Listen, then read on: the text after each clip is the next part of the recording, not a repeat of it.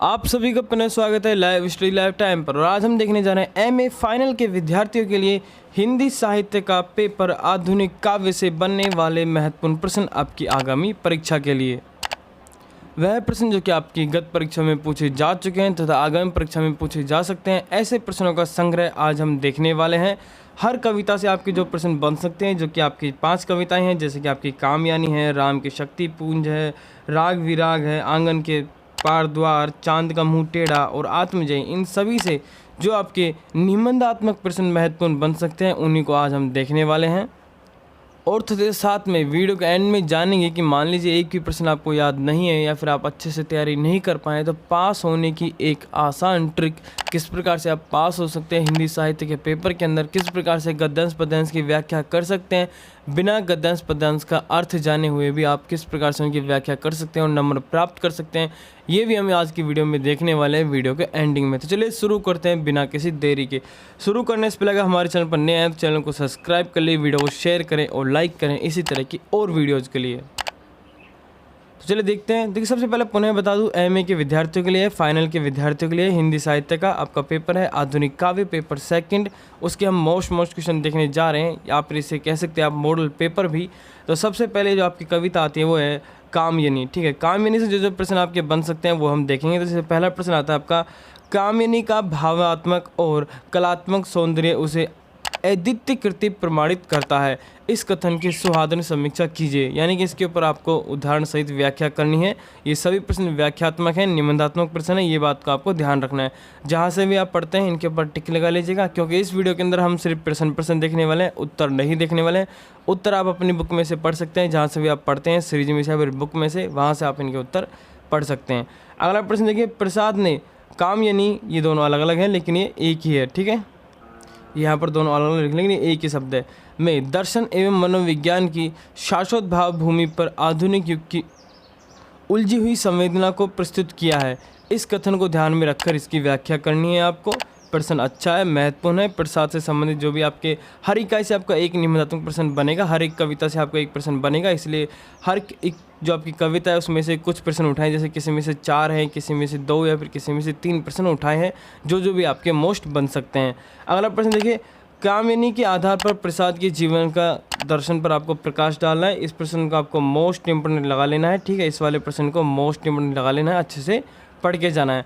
अगला प्रश्न देखिए, कामयानी के श्रद्धा सर के काव्य सौहार्द का व्याख्या कीजिए, फिर सो उदाहरण विश्लेषण कीजिए।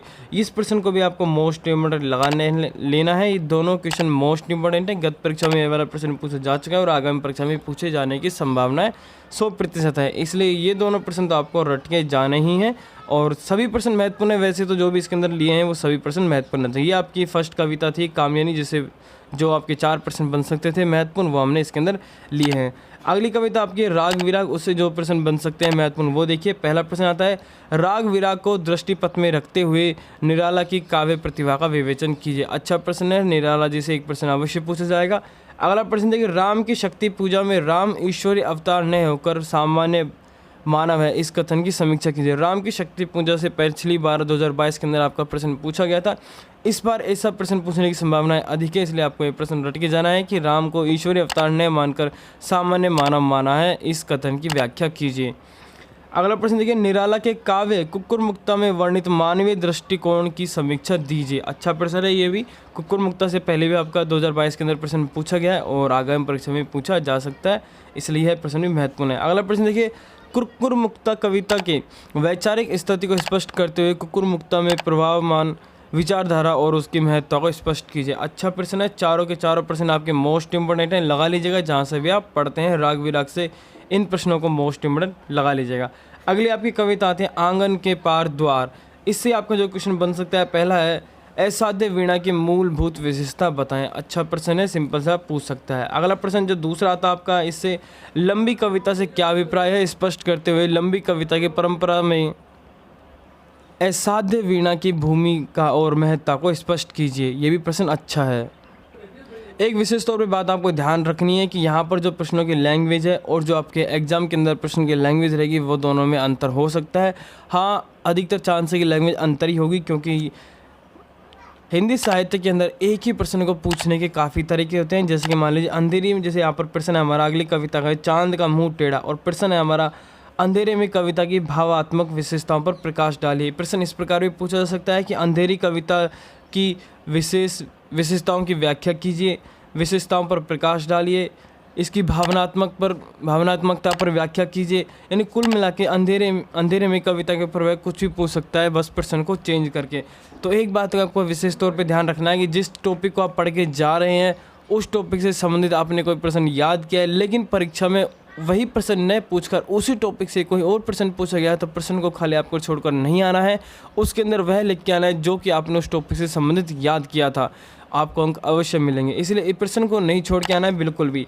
अगला प्रश्न देखिए, अंधेरे में कविता की मूल संवेदना पर प्रकाश डालें तथा संवेदना और कथ्य में क्या अंतर है। मान लीजिए यहाँ पर आपने संवेदना और कथ्य में अंतर नहीं पढ़ा, लेकिन आपने अंधेरी कविता के मूल संवेदना के बारे में आपने पढ़ रखा है, तो भी आप इस प्रश्न को करके आइए। संवेदना और कथ्य के बाद में लास्ट में जाके आप एक टॉपिक बना दीजिए, और उसके बाद में डिटेल जो आप लिखते हैं वो आप अपने हिसाब से लिख सकते हैं। क्योंकि निबंधात्मक प्रश्नों की डिटेल पढ़ने के लिए एग्जामिनर के पास इतना टाइम नहीं होता कि वह पूरे आपके 500 शब्द को पढ़ सकें। वो सिर्फ टॉपिक्स देखता है और शुरुआत में देखता है जो भी आपने लिखा है। इसलिए निबंधात्मक प्रश्नों को अगर आपको थोड़ा बहुत भी आता है तो भी आप अंक प्राप्त कर सकते हैं। बस वो बोलते हैं ना, उत्तर लिखने का तरीका आना चाहिए आपको। इसके बारे में मैंने बहुत सारी डिटेल से वीडियो बना रखी है, वीडियो का लिंक मैं डिस्क्रिप्शन में दे दूँगा, वहाँ से आप देख सकते हैं। अगर आपकी कविता आते हैं आत्मजयी से जो आपके प्रश्न महत्वपूर्ण बन सकते हैं, चलिए वो देखते हैं। जिनमें पहला प्रश्न आता है हमारा, आत्मजयी के नचिकेता का चित्रांकित प्रस्तुत कीजिए या फिर इसकी व्याख्या कीजिए। अच्छा प्रश्न आपके आगामी परीक्षा में पूछा जा सकता है। अगला प्रश्न देखिए, आत्मजयी के उद्देश्य और उससे जुड़े संदेश पर प्रकाश डालिए। इस प्रश्न को आपको मोस्ट इम्पोर्टेंट लगा लेना है, ये महत्वपूर्ण प्रश्न है। अगला प्रश्न देखिए, भाव सुंदर की दृष्टि से आत्मजयी का मूल्यांकन कीजिए। ये प्रश्न में ये 2 प्रश्न तो आपको इंपॉर्टेंट से भी इंपॉर्टेंट लगा लेना है, ठीक है। और वैसे तो तीनों प्रश्न ही मोस्ट इंपॉर्टेंट है, वैसे तो सभी प्रश्न जो कि आपके मॉडल पेपर में लिए हैं ये सभी महत्वपूर्ण हैं।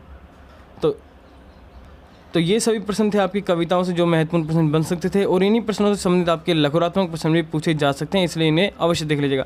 अब बात करते हैं कि मान लीजिए आपको एक ही प्रश्न याद नहीं है, आप अच्छे से नहीं पढ़ पाएँ, और मान लीजिए कल ही आपका एग्जाम है और आप कुछ क्वेश्चनों को ही कवर कर पा रहे हैं, तो हिंदी साहित्य के अंदर सबसे अधिक अंक प्राप्त करने की जो ट्रिक है वो है आपके पद्यांश। अब आप सभी सोचेंगे सर पद्यांश से कैसे, क्योंकि पद्यांश का हिंदी अर्थ अगर आपको थोड़ा बहुत भी आता है तो आप फुल में से फुल अंक प्राप्त कर सकते हैं। लेकिन आपको बिल्कुल भी हिंदी अर्थ नहीं आ रहा है तब भी आप आधे से अधिक अंक प्राप्त कर सकते हैं। आपको पद्यांश का अगर हिंदी अर्थ नहीं आ रहा है तो किस प्रकार से आपको व्याख्या करनी है उसका एक पूरा फॉर्मेट बना रखा है। बस फॉर्मेट को आपको यहाँ पर वीडियो में से कॉपी करना है और पेस्ट कर देना है। वीडियो का जो फॉर्मेट का जो लिंक है वो आपको मैं डिस्क्रिप्शन में दे दूंगा, वहाँ से आप देख सकते हैं, नहीं तो आई बटन पर क्लिक करके भी आप उस वीडियो को देख सकते हैं। सर्वाधिक व्यूज आए उस पर चैनल पर जाकर भी आप देख सकते हैं। उस वीडियो को जरूर देख के जाएगा। अगर आप हिंदी साहित्य के विद्यार्थी हैं, चाहे आप बीए में हो चाहे एमए में, गद्यांश पद्यांश की व्याख्या करने की सबसे अच्छी ट्रिक है वो आपको कुछ नहीं करना, उसके अंदर सिर्फ मैंने 4-5 पन्नों का फॉर्मेट बना रखा है, आपको बस उस फॉर्मेट को रट लेना है और उस फॉर्मेट को वहाँ पर पेस्ट कर देना है। पद्यांश की कुछ पंक्तियों को उठाकर उसके अंदर डाल देना है और आपका व्याख्या तैयार हो जाएगी और आपको अच्छे से अंक मिल भी जाएंगे। क्योंकि व्याख्या के आपके 4 प्रश्न आएंगे, 4 व्याख्याएँ करवाई जाएंगी जो कि 40 अंक की रहेंगी। आपको चारों की 4 व्याख्या उस फॉर्मेट से करनी है, उस फॉर्मेट के द्वारा करनी है। कुछ नहीं है, रटी रटाई लाइन है, बस आपको रट लेना है और वहाँ पर लिख देना है और आपको अंक आराम से मिल जाएंगे। जो प्रश्न आपको याद है वो करेगा, आप आराम से पास हो जाएंगे बिना किसी चिंता के। वीडियो के डिस्क्रिप्शन को अवश्य चेक कर लीजिएगा। वीडियो को डिस्क्रिप्शन में बहुत सारी इंपॉर्टेंट वीडियोस का लिंक मैं वहाँ पर दे दूंगा, जैसे कि आपके गद्यांश पद्यांश की व्याख्या कैसे करें, कौन कौन सी सावधानी आपको उत्तर लिखते समय करनी है, निबंधात्मक प्रश्नों का उत्तर किस प्रकार से लिखना है, और एमए के संबंधित ज्योग्राफी के पेपर का लिंक भी मैं आपको दे दूंगा। ज्योग्राफी के फर्स्ट और सेकंड दोनों मॉडल पेपर चैनल पर डाल दिए, नहीं तो उनका लिंक भी मैं डिस्क्रिप्शन में दे दूँगा, वहाँ से आप देख सकते हैं। तो वीडियो अच्छा लगे तो प्लीज़ एक लाइक जरूर करें, चैनल को सब्सक्राइब करें।